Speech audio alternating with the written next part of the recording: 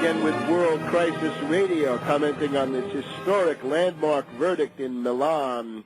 23 CIA employees convicted of kidnapping. 22 of them get 5 years in the clink, and the CIA station chief in Milan, 8 years, and the loss of his villa. The 7 SISMI, Italian military intelligence defendants, and again, 5 of them got off because of state secrets. The evidence against them was classified, and 2 of them, however, were convicted as accessories or accomplices to kidnapping. They get 3 years in jail plus 5 years where they cannot hold government jobs, so they can't go back to the SISMI. Unfortunately, Polari and Mancini got off. Nevertheless, 118 years of jail time for CIA employees who are, of course, fugitives and were tried in absentia. Now, these are big fish. Polari, let's look at him, and let's look at his connections to Bob Lady. People must remember the famous story of the Niger yellow cake. Remember those forged documents that turned up in the SISMI quarters of Rome back in 2002, 2003, and this was, of course, the run-up to the Iraq War. Remember Bush's famous 16 words in the State of the Union address of early 2003. The British government has determined that Saddam Hussein of Iraq has been looking for uranium in African countries. Well, the basis of that were forgeries which were presumably whipped up by CIA types inside the United States. They were then peddled over to Rome, sent to Rome, where they were peddled again to journalists from Panorama, given to the U.S. Embassy, and so forth. This is the basis, one of the key elements of Bush attacking Iraq. The invasion of Iraq was based to a significant degree on these forged Niger yellow cake documents. Now, according to most reports, Polari, the defendant who got off here, was the guy who delivered the fake Niger yellow cake forged documents to the Bush White House. Polari came to the White House. He met with Stephen Hadley, number 2 for Condoleezza Rice, and said, Steve, here are these documents. They show that Saddam Hussein is trying to buy uranium yellow cake from Niger. So Bob Lady also involved in this caper. So these are big fish. This is a window opened into the world of covert operations and CIA abuses, the abuses of the SISMI, also quite significant. There seems to be something like a CIA-SISMI alliance or Siamese twins. This is not good. CIA, of course, the senior partner, but nevertheless, in the background, counterterrorism intelligence centers. This is the new infrastructure of the U.S. cooperation between CIA and foreign agencies. The counterterrorism intelligence centers, CTIC, well, that's supposed to be anti-terror, but based on what we see here, it's the new Gladio, isn't it? Because they don't fight terrorism, they carry it out. They carry out kidnappings, torture, and God knows what else. We can't say that we know everything, but we do know some significant things. The CIA has CTIC agreements with 24 countries. Hats off to the Italian prosecutors, Armando Spataro, who carried this through to the convictions, Guido Salvini, who had also been in the past instrumental in getting a U.S. Navy character indicted for the bombs in Milan in December 1969, 40 years ago next month. Spataro Salvini got no help from the left-wing Prodi government, no help from Berlusconi and his right-wing government. The Constitutional Court tried to stop them. The U.S. government stopped them at every point.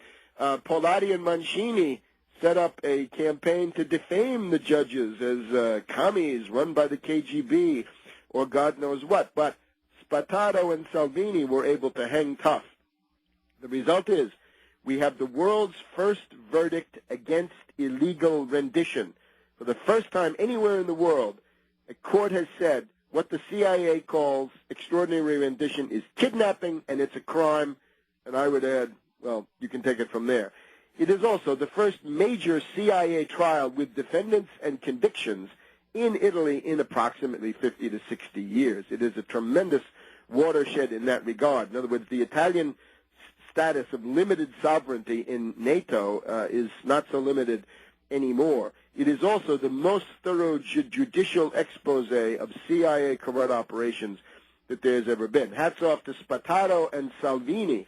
This is the great tradition. Remember Judge Imposimato, who investigated the papal assassination and indeed the Moro assassination, the papal assassination attempt and the Moro assassination of 1978. Calogero, delving into the Red Brigades, naming Tony Negri as part of the direction, the target selection apparatus of the Red Brigades, quite significant there. Thought to be influenced by my own book, The Moro Dossier, Who Killed Aldo Moro, Chi ha ucciso Aldo Moro, published in Rome in 1978. Then there's Judge Palermo, anti-mafia investigator, an attempt by the mafia to blow him up, left him with lifelong injuries. And Judge Casson, who delved into Gladio, that infamous Cold War stay-behind operation with deposits of arms and explosives and teams of terrorists who were supposed to go into action against the Red Army if they ever arrived, but then went into action against the civilian political parties and leaders and unionists in Italy. So Spataro and Salvini joined that honor roll. The big question now is, since these characters from the CIA have been convicted, not just accused, but convicted, will they be extradited? Now, for that to happen, the Italian government has got to pull itself together and send the demand for extradition to Eric Holder in Washington, D.C. Justice Minister Alfano of Italy, all eyes are on you. Won't you send that extradition to Washington, D.C., so we can get some justice and take a step in favor of the rule of law and against what amounts to terrorism by state-sponsored entities, because that's what this was. Probably Berlusconi should consider his attempt to shield the CIA from this investigation is probably obsolete at this point. Look what Berlusconi has been getting from Anglo-American intelligence. They've been trying to defame him and mock him because, of course, he's involved in the South Stream pipeline with Putin and with Turkey. So maybe it's time for Berlusconi to take a balanced approach, which in this case would be let justice be done. Let the wheels of justice turn. Let justice work. And let's get the demand for extradition into the hands of Eric Holder as soon as possible and see what the great peace angel Obama does. Because that's the other thing. I had been at Russia Today once for this case, but earlier in the week also, because one of these aircraft had shown up in Birmingham, and it reminds us that Obama is committed to illegal rendition. Obama is the kidnapper-in-chief. He said in his executive order of 22 January that renditions will go on. Human Rights Watch, a gang of hypocrites, who said as long as Bush is doing the renditions, we're against them, but when it's Obama doing the kidnapping, we're for it. It's a useful tool. It's indispensable, says Comrade Malinowski over at Human Rights Watch, Marshall Malinowski there. So this is now for Obama. Obama is committed to kidnapping renditions. He says he's against torture, but of course they still deliver people to countries that do torture, and I believe they will probably be found to be doing torture themselves. And the other thing is the black sites. Obama says black sites are great as long as they're temporary interim. So that means keep these prisoners moving, and they'll all be interim, and you can go on forever. So, Obama hypocrite, what are you going to do with this one? Back in a minute.